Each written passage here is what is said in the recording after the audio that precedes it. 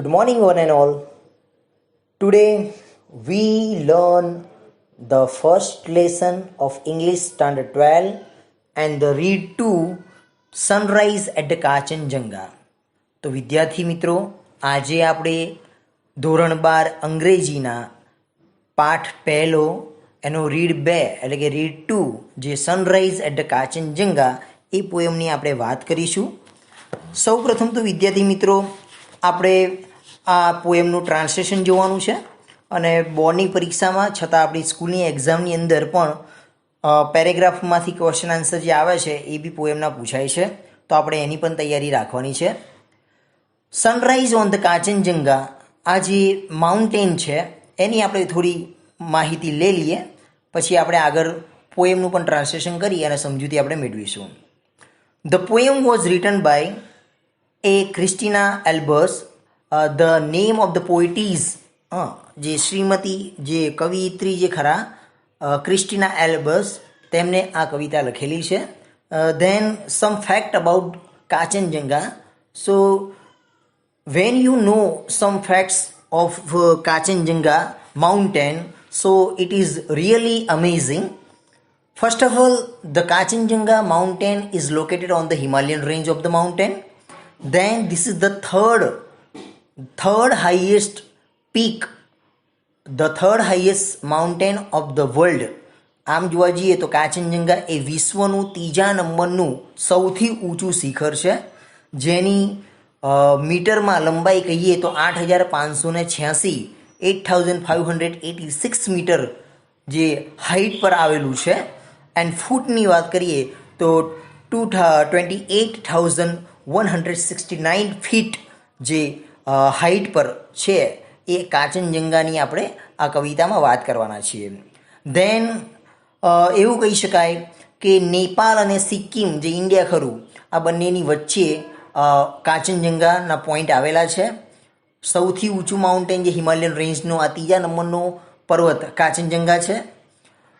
ત્યાર પછીની આપણે વાત કરીએ તો the first ascent who climb this mountain, the name of the person is જો brown.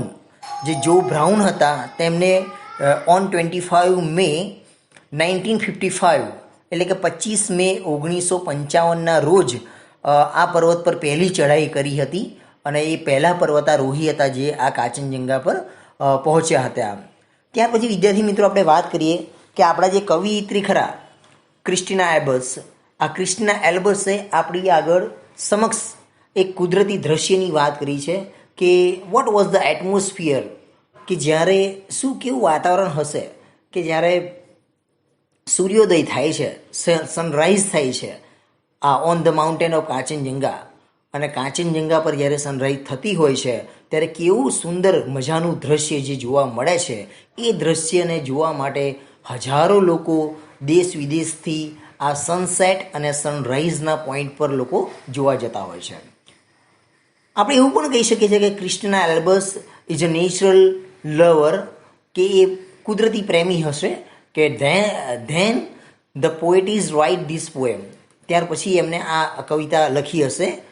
she was a lover of nature, she was the lover of nature, that's why she wrote the poem of sunrise at the Kachenjunga. અને એટલા માટે એમને આ કાંચનજંગાની પર્વત પર જે સૂર્યોદય થાય છે અને તે ઘડીનું જે રહસ્ય એટલે મીન્સ કે જે દ્રશ્ય છે એ દ્રશ્યને પોતાના શબ્દોમાં તેમને વર્ણન કરી છે.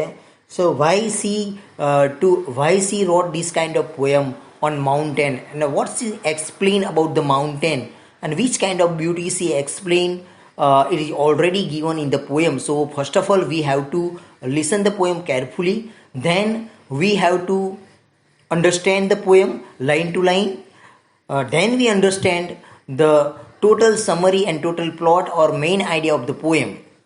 So students, can I start?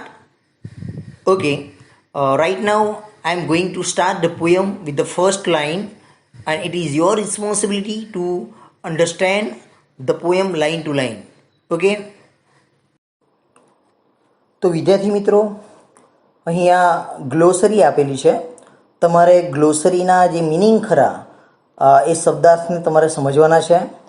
ત્યાર પછી આપણે કવિતાની શરૂઆત કરીશું. Sunrise on the Kanchenjunga. અને કાંચનજંગા પણ કહેવામાં આવે છે. આ બંને એના પ્રોનાઉન્સિએશન એટલે કે બંને માન્ય છે. તમે કાંચનજંગા પણ કહી શકો છો અને કંચનજંગા પણ તમે કહી શકો છો.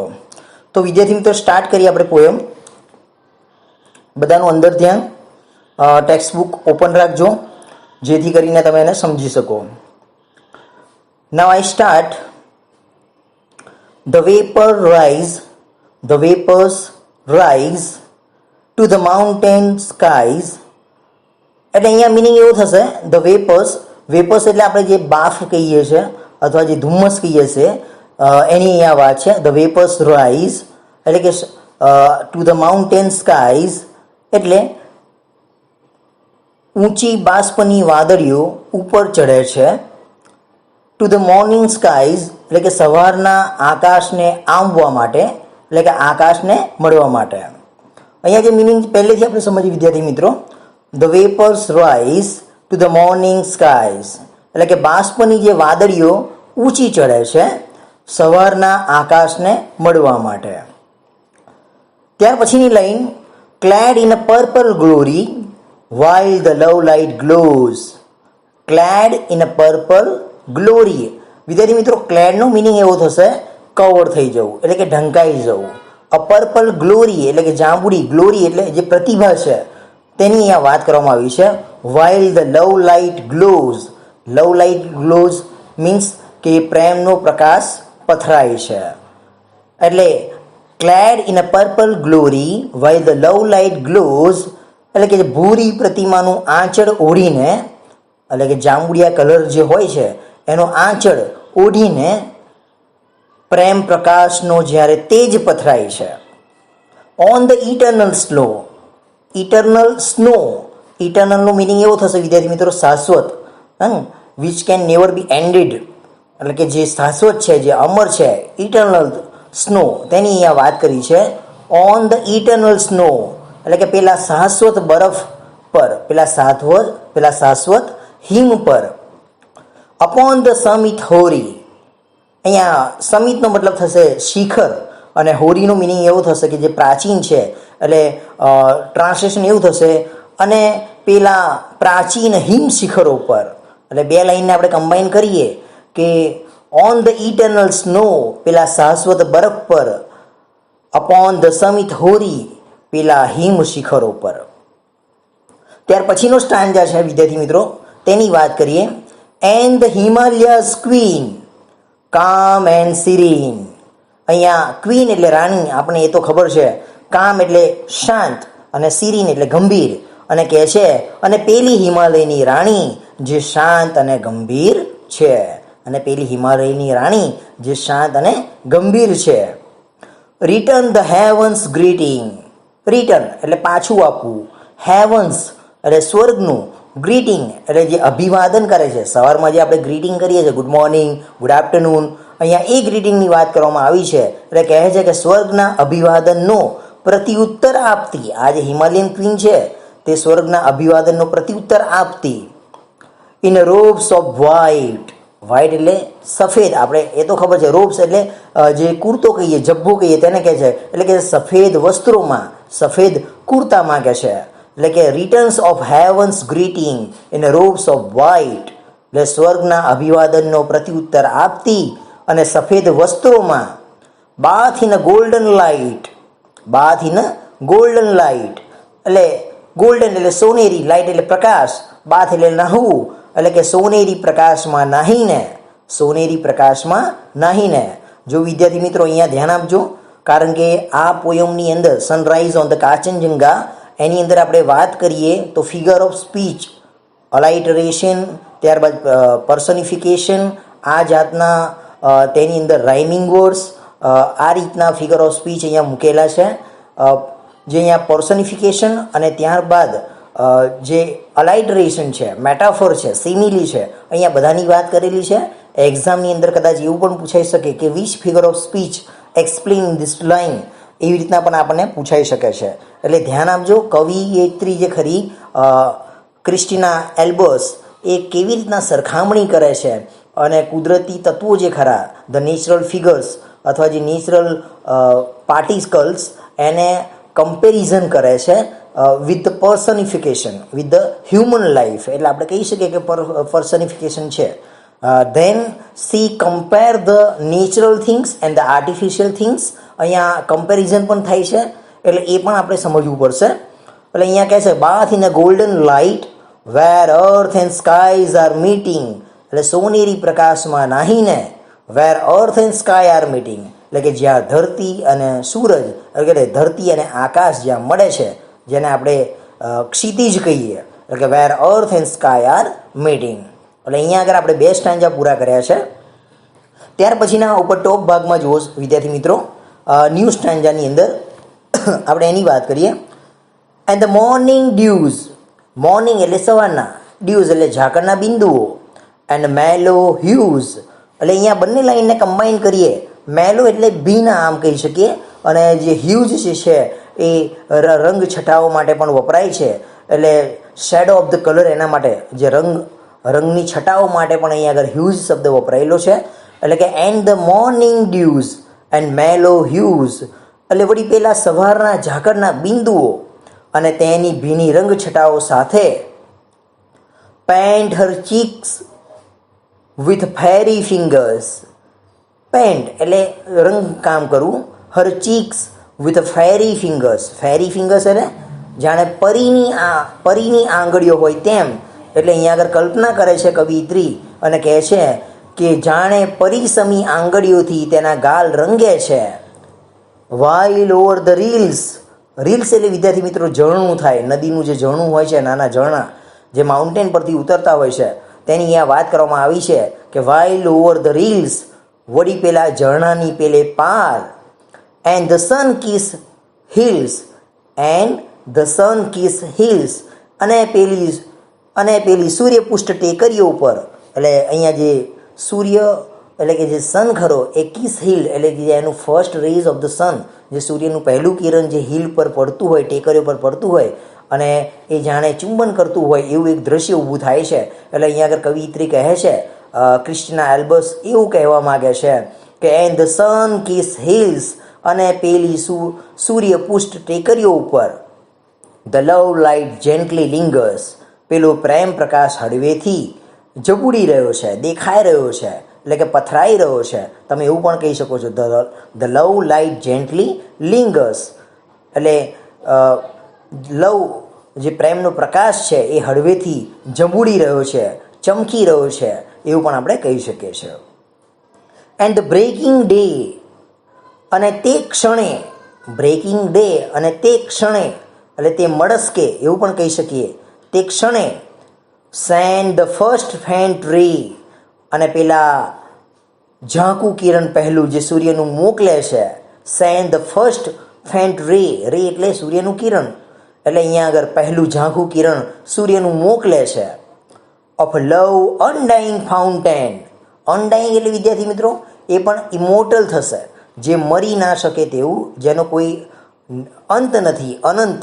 એટલે ઓફ લવ્સ અનડાઇંગ ફાઉન્ટેન, એટલે પેલા પ્રેમના શાશ્વત, ફાઉન્ટેન એટલે ફુવારાનું, પેલા પ્રેમના શાશ્વત ફુવારાનું.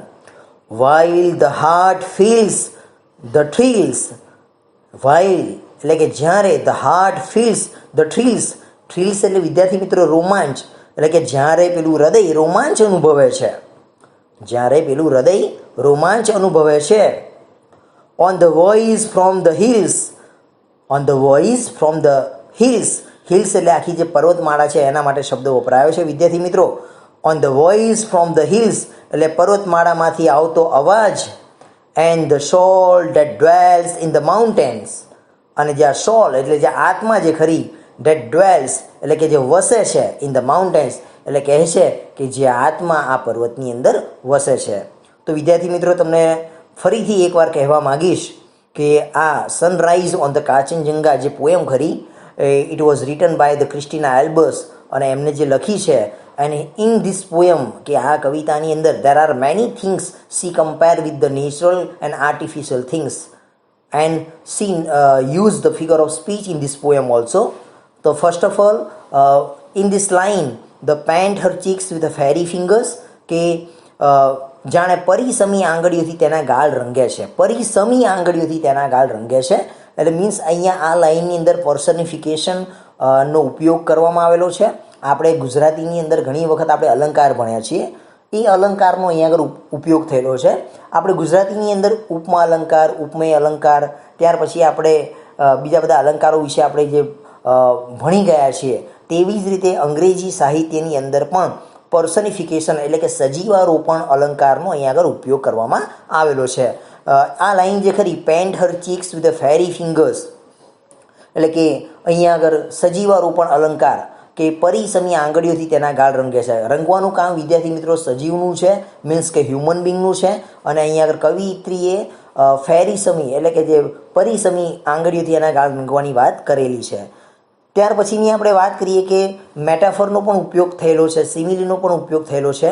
મેટાફર એટલે જાણે એક કમ્પેરિઝન કરી હોય, કોઈ એક શબ્દ માટે અલાઇટ્રેશનનો ઉપયોગ અહીંયા થયેલો છે. અલાઇટ્રેશન એટલે આપણે એવું કહી શકીએ કે કોઈ એક આખી જાતિ માટેનો શબ્દ અહીંયા આગળ ઉપયોગ કરેલો છે. જ્યાં અહીંયા આગળ હાર્ટ આપેલું છે ને, while the heart feels the thrills, અહીંયા આગળ માત્ર ને માત્ર હાર્ટ શબ્દ ઉપયોગમાં આવેલો છે. એક હાર્ટ એટલે આખા શરીરની જે રચના હોય છે એ મેઇન વસ્તુ આપણા હાર્ટ પર હોય છે.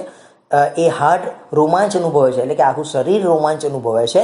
એટલે કે મનુષ્યનો ઉપયોગ ન કરતા અહીંયા આગળ હાર્ટ શબ્દનો ઉપયોગ કરેલો છે. એટલે અહીંયા પણ અલાઇટ્રેશન નામની ફિગર ઓફ સ્પીચનો ઉપયોગ અહીંયા આગળ કરવામાં આવેલો છે. તો આ સાથે વિદ્યાર્થી મિત્રો આપણો અહીંયા આગળ આ જે read to sunrise on the Kanchenjunga જે આપણી પોયમ ખરી એ અહીંયા આગળ પૂર્ણ થાય છે. જો તમને કોઈ પ્રોબ્લેમ હોય, if you have any kind of query or the confusion about this poem, so you can send the message on my private number, means my WhatsApp number.